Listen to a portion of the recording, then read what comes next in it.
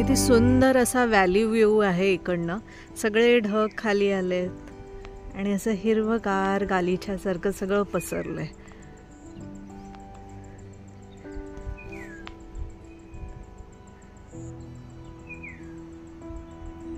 पक्ष्यांचा आवाज आहे का? Good morning everyone, good morning friends. Welcome to incredible journeys. मी आहे शिल्पा आणि हा व्लॉग असणार आहे मराठीमध्ये, खास माझ्या सबस्क्रायबर्ससाठी ज्यांनी सांगितलं की तुम्ही मराठीमध्ये व्लॉग करा. तर आज आपण चाललो आहोत कोकणला आणि ती आहे रोड ट्रिप. पण व्हिडिओ स्किप करू नका आणि let's begin our incredible journey. व्हिडिओला चांगला वाटला तर प्लीज लाईक अँड शेअर करा, चॅनलला सबस्क्राईब करा आणि मला कमेंट सेक्शन मध्ये सांगा मी पुढे हे व्लॉग मराठीत करू की हिंदीमध्ये करू. So let's begin. 28 जूनला मुंबई टू दापोलीची आमची ही रोड ट्रिप निघाली मुंबई ट्रान्स हार्बर लिंकवरनं, अटल सेतूवरनं. ह्याचा एक छोटासा व्हिडिओ मी बनवला आहे जो चॅनलवरती लाईव्ह आहे, तर तो पण तुम्ही चेकआउट करा. Let's begin our journey. नाश्ता करायला आम्ही इकडे थांबलोय आता आणि हे जोशी वडेवाले म्हणून काहीतरी एक हायवे टच एक कॉर्नर आहे स्नॅक्सचं. वॉशरूम अगदी स्वच्छ आहे आणि त्याच्यामुळे वॉशरूम ब्रेक पण फार गरजेचा होता. तर ते करून मग नंतर आम्ही निघणार आहोत back to road trip. Let's explore Maharashtra on road trip.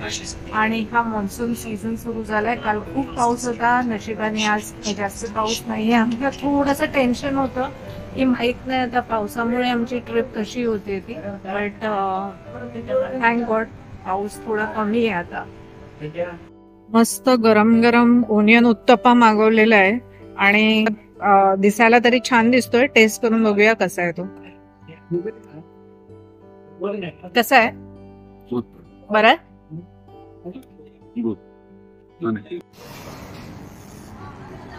Onion uttappa नंतर आता गरम गरम कांदा भजी. ओनियन उत्तप्पा मध्ये खूप बारीक बारीक मिरच्या होत्या आणि मला जाम जाम तिखट लागलं. ओव्हरऑल टेस्ट वॉज ओके, पण अगदी मराठीमुळे असं ओनियन उत्तप्पा होतं, साऊथ इंडियन टाईप मध्ये नव्हतं. गरम गरम चहा आणि कांदा भजी आणि पावसाळ्याचा सीझन, काय कॉम्बिनेशन आहे ना, मस्त एकदम. मी एन्जॉय करते भजी. नंतर आपण पुढच्या जर्नीला लागूया. तोपर्यंत तुम्ही थोडीशी वाट बघा. तर आता नाश्ता करून आम्ही निघालोय परत आणि आमची जर्नी सुरू झाली आहे. ओनियन उत्तप्पा सोसो होतं, पण कांदा भजी मस्त होती आणि चटणी पण छान होती. गरम गरम मिळालं त्यामुळे बरं वाटलं जरा. आता बहुतेक स्टॉप घेणार नाही आम्ही आणि जस्ट आम्ही चालत राहू. तुम्हाला पण अनुभव देते मी.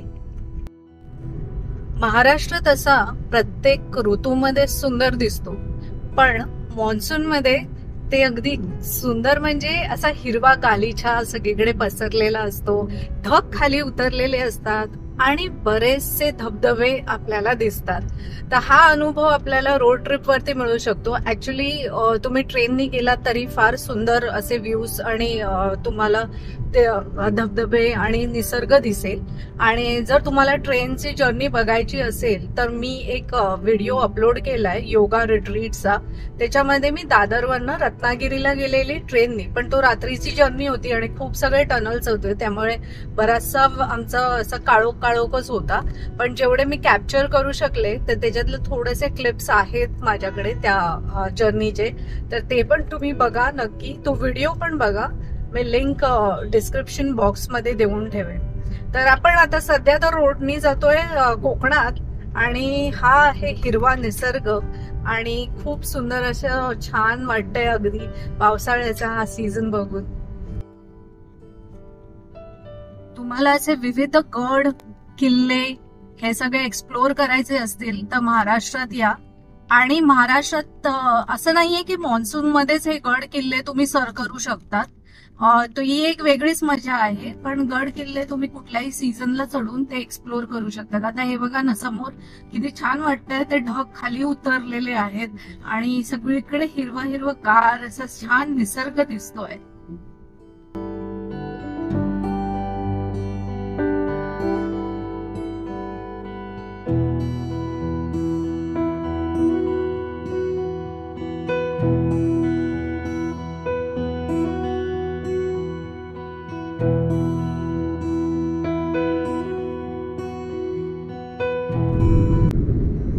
आत्ताच पाऊस पडायला लागलाय, पण धबधब्यांची सुरुवात पण झालेली आहे कोकणाच्या डोंगरात सह्याद्रीवरती.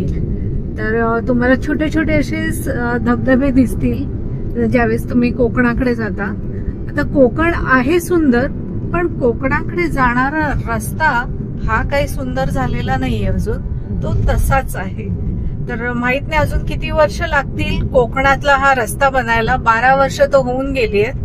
तर होपफुली की या पुढच्या काही वर्षांमध्ये आपल्याला चांगला रस्ता मिळेल. आता मान्सून सुरू झालाय तेव्हा थोडे थोडे खड्डे पडायला लागलेत, पण गणपतीच्या वेळेस ज्यावेळेस सगळं कोकण भरलेलं असतं आणि लोक अगदी खास गणपतीसाठी गावाला येतात, त्यावेळेस रस्ते फार फार खराब असतात, कारण खूप पाऊस पडलेला असतो तोपर्यंत. आता तुम्हाला वाटेल की ही सारखी कॅमेरा का हलवते, पण ते रस्ते एवढे ओबडधोबड आहेत की तो माझा हात सारखा हलतोय.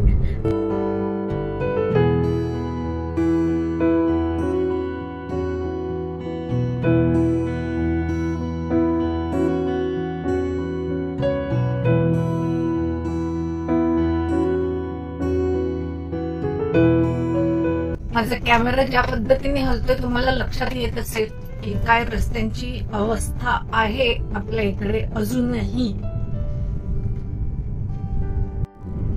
बऱ्याच ठिकाणी भात ऍक्च्युली पेरणी सुरू झालेली आहे.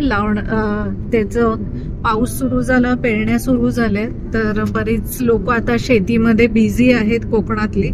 हे बघा सगळी भात शेतीच आहे आणि बरीच जण इथे काम करतात शेतावरती.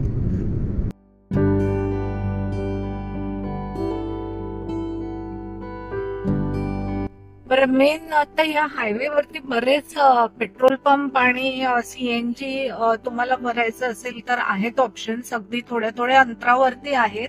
त्यामुळे तो प्रॉब्लेम तेव्हा हळूहळू हळूहळू हे असं होतं. स्पीड मध्ये आपण आपले जातो, आपल्याला वाटतं हा चला चला हा चांगला पॅच आला, आता पुढे रस्ता चांगला आहे, आणि फटकन एवढा मोठा खड्डा बिड्डा दिसतो आणि मग नंतर ठबाकन गाडी. तरी नशीब आहे की अजून इकडे एवढा पाऊस नाही पडलाय आणि आज ऍक्च्युली पाऊस नाही पडलाय, त्याच्यामुळे आम्हाला थोडासा बेटर आहे ड्रायव्हिंग साठी. नाहीतर पावसामध्ये तर इकडे ड्राईव्ह करणं फार कठीण होत आहे. काय सुंदर दिसतंय, सगळे ढग खाली आलेत. Wow, just beautiful. आता इकडे पण एक पेट्रोल पंप गेलाय. मी तुम्हाला सांगितलं नाही, इकडे तुम्हाला पेट्रोल, डिझेल, सीएनजी काय फिल करायचं असेल तर काही इश्यू नाहीये. अगदी थोड्या थोड्या डिस्टन्स वरती आहेत पेट्रोल पंप्स, तर त्याची काही अडचण होणार नाही. पण जस्ट हा निसर्ग बघा, काय सुंदर वाटतंय. सगळे ढग खाली आले, समोरचं डोंगर पण दिसत नाहीये.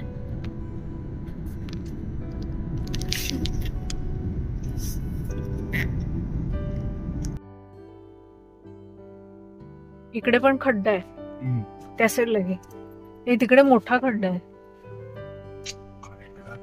शेट, सुरुवात आहे, नंतर तर वाटतं गाड्या आपटतील आतमध्ये. अरे आता तरी दिसतायत तरी खड्डे तेवढे. पाऊस पडला तर काय दिसत, काहीच नाही दिसणार. गाडी डायरेक्ट आतमध्ये.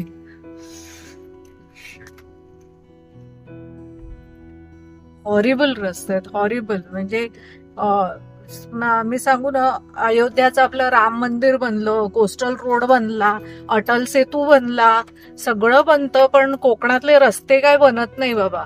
किती वर्ष अजून लागतील काही माहित नाहीये.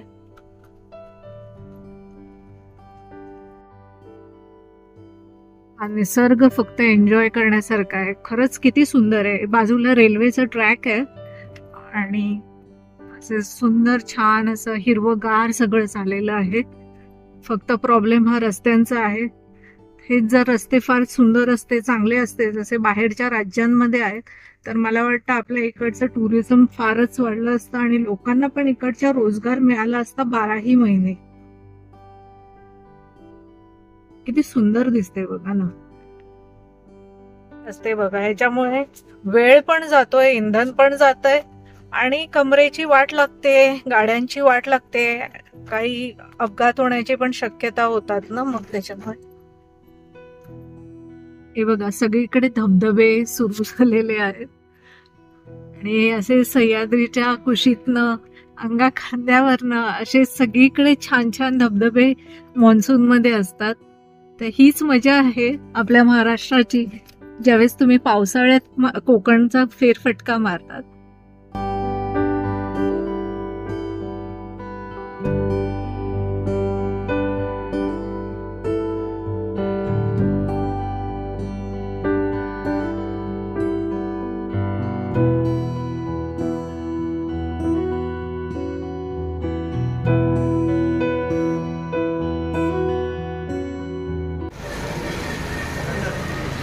आम्ही थोडी चहा कॉफी घेण्यासाठी इथे थांबलोय. गोरेगावच्या पुढे थोडंसं एक हॉटेल आहे. हा दापोलीला जाणारा रस्ता आहे. तर या रस्त्यावरती गोरेगाव म्हणून एक गाव आहे, तर तिकडे आम्ही थांबलोय. काय व्ह्यू आहे ना मस्तपैकी. बाय द वे इकडची कॉफी फार छान होती आहे.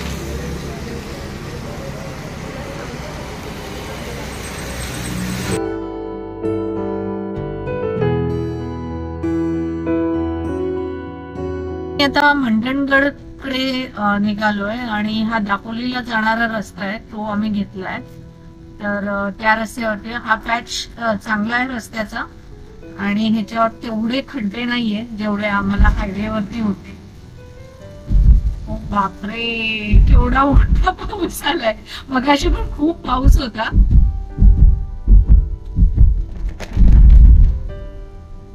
समोर बघा सगळे ढग खाली उतरलेत आपल्या भेटीसाठी. किती छान वाटतंय.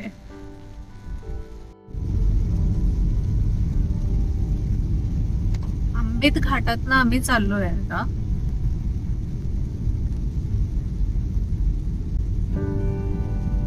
काय सुंदर व्ह्यू आहे बघा.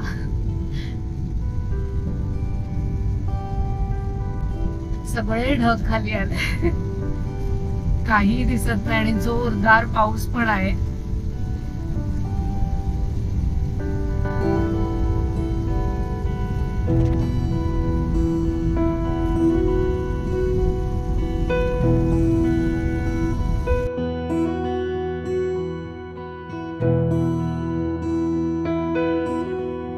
इकडनं व्हॅली अशी दिसतच नाहीये कारण सगळे ढग खाली आल्यामुळे असं काही क्लिअर असं पिक्चर दिसत नाही. पण फार सुंदर वाटतंय ते बघायला, पण असे ढग खाली आलेले बघायला आणि बाजूला सगळं हिरवं हिरवं गार, समोर हा छानसा रस्ता आणि त्यात हा धोधो कोसळणारा पाऊस. बस अजून काय पाहिजे तुमचा वीकेंड सेलिब्रेट करायला. समोर दिसतात का ढग उतरलेले? हो कॅमेरामध्ये येत आहेत ते. किती सुंदर वाटतंय ना.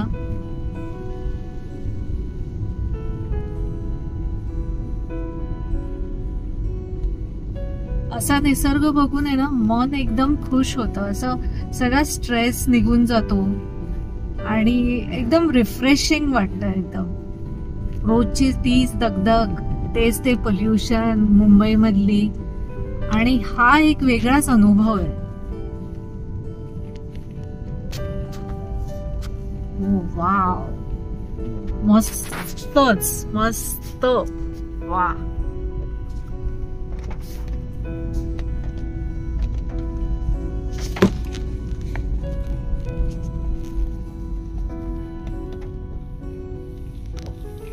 थोडा वेळ थांबून मी तुम्हाला थोडस दाखवते किती सुंदर आहे बघा हे.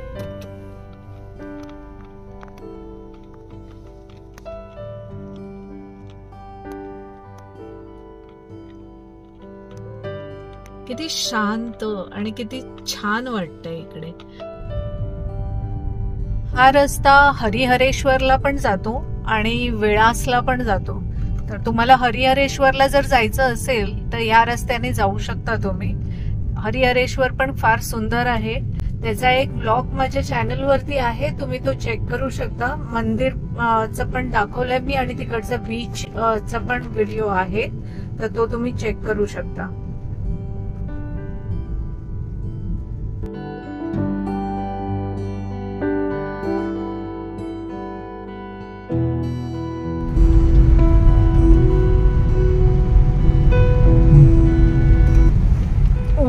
वाव, पुढे कर.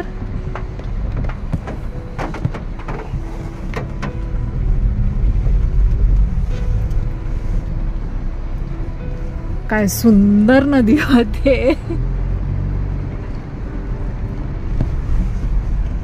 पाण्याचा फ्लो बघा काय आहे.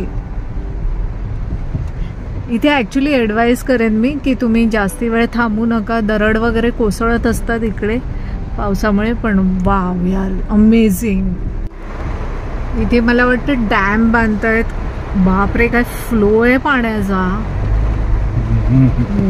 बाबा,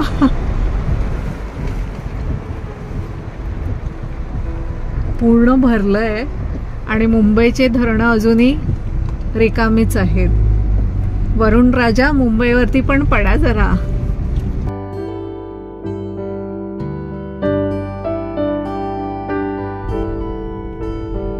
आपण आता पोहोचतोय दापोलीला आणि हा दापोलीकडे जाणारा रस्ता आहे. आणि हा व्लॉग मी ऍक्च्युली फक्त रोड ट्रिपचा होता. तर जर तुम्हाला अजून काही बघायचं आहे कोकणातलं किंवा दापोली मधले काही पर्यटक स्थळ, तर मला नक्की सांगा. मी परत एकदा इकडे ट्रिप करेन आणि तुमच्यासाठी एक सुंदरसा व्लॉग घेऊन येईन. तर हा व्लॉग मी इकडेच संपवते. आम्ही आता दापोलीला पोहोचतोय. कसा वाटला हा व्हिडिओ मला नक्की कमेंट मध्ये कळवा. मराठीमध्ये हा व्लॉग कसा वाटला हे पण मला सांगा. आणि आवडला असेल तर लाईक आणि शेअर करा. चॅनलला सबस्क्राईब करायला विसरू नका. See you in next vlog guys. Bye.